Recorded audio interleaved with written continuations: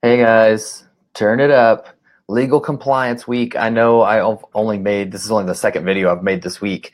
And I said I was going to do 5 videos. And considering I'm an attorney, you would think legal compliance week I would be on my game and have everything ready to go. But sorry about that. I apologize that I'm a few videos behind. I will put out 5 legal compliance videos. It may just not be this week. It may be a couple spill into next week. Just had some meetings that, business comes up. So sometimes you can't do all the things you want to do. And unfortunately, the Facebook Lives kind of fell by the wayside. But it doesn't matter if you have no idea who I am or even what I'm talking about. My name's Chance Reynolds. I'm a business attorney. I am an entrepreneur. I am a best-selling author on LLCs and legal compliance.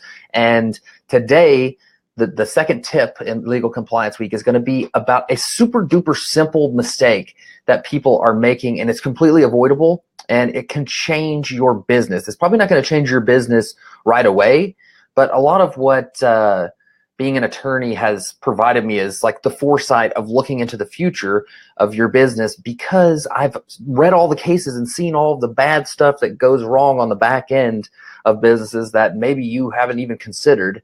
And that I never would have considered if I hadn't been forced to do it in order to get my degree. So I have a little presentation I'm going to share with you guys.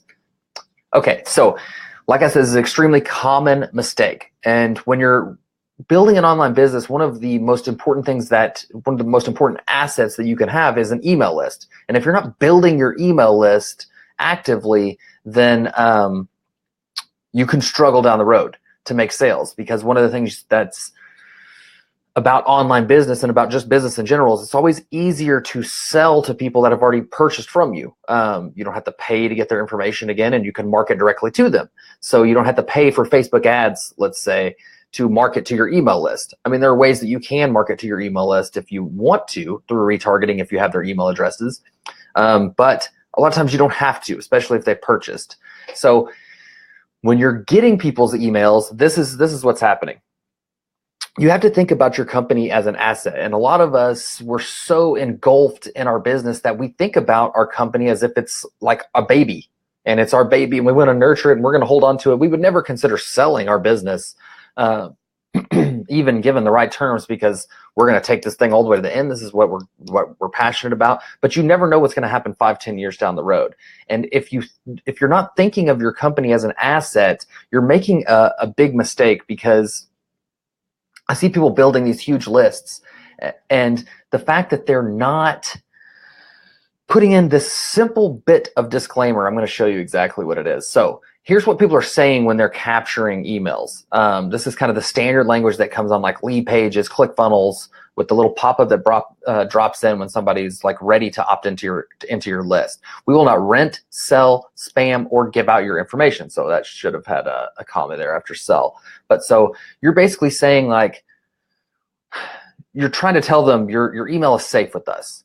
You should feel comfortable giving us your email address, because we're not just going to like drop a bunch of pointless stuff into your inbox. But what the repercussion of this language specifically is that you cannot sell your business. So say, for example, and this is something that actually has happened many times and continues to happen and will continue to happen to a lot of businesses. Say you're building a company. It's most common with if you're selling physical products. So you sell yoga mats, and you're collecting email addresses because you want to market to these people. And as your freebie, you're saying, we'll give you this free yoga lesson or whatever. So they give you the email address. You send them the free yoga lesson. They end up becoming a customer. You build this business up. Somebody comes and offers you $1 million for it. And you're like, this was my baby, but $1 million could do a lot for me. So you try to sell your business. Now, somebody is buying your business. Really what they're buying in that circumstance is your email list. That's it. They just want to buy, they're buying your branding and all that as well. But without the email list, you really don't have a business. They're not going to go out and try to rebuild it.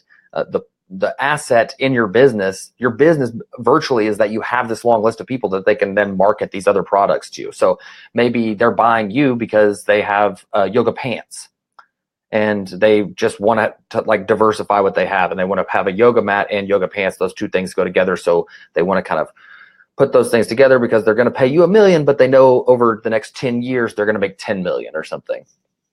That's kind of would be the thinking. But a court could step in, and does step in often, and say, look, you're violating your privacy policy and you're violating this promise that you made to the person that gave you their email address, because you promised that you would not rent, sell, spam, or give out the information. Well, when you sell your business, you are selling that information and you're giving out that information.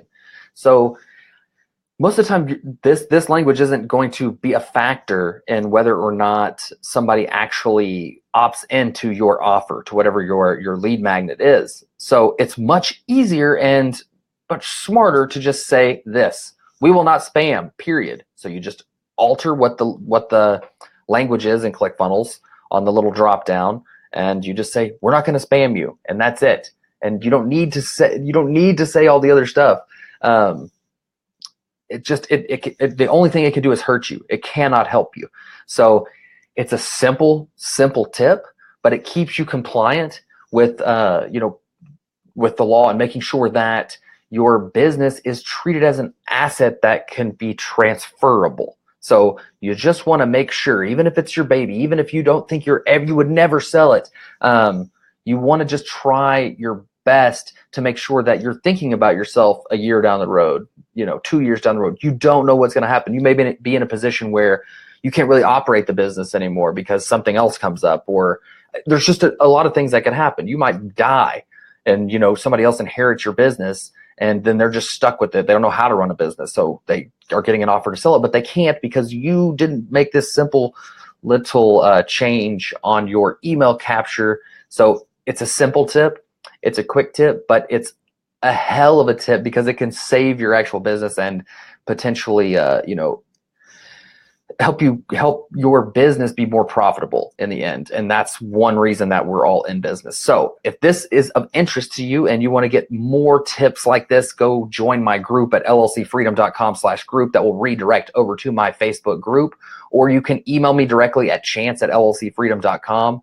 I'm cooking up a lot of stuff right now when it comes to real estate investing and how to legally protect yourself with real estate, and making sure that you're limiting your liability. It's kind of this really fascinating thing I've just learned about just real estate investment in general, and just something that never really interested me before until I saw this one angle on how people are leaving themselves really extremely exposed legally. And so that's kind of what I've been doing the past couple of days, why I haven't been doing a live. So I apologize about that.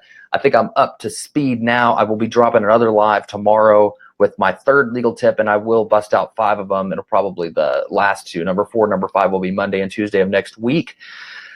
So I'm glad to be back on the live. Thank you guys so much. Let me know if there's any specific thing in your business that you would like to hear me talk about, or you can always reach out to me directly at the chance@llcfreedom.com, or join the group and ask the question there, because a lot of people might benefit from hearing what you have to say about it. So, all right, guys, have a great day. Hope everybody has had a great week, and I will see you guys tomorrow.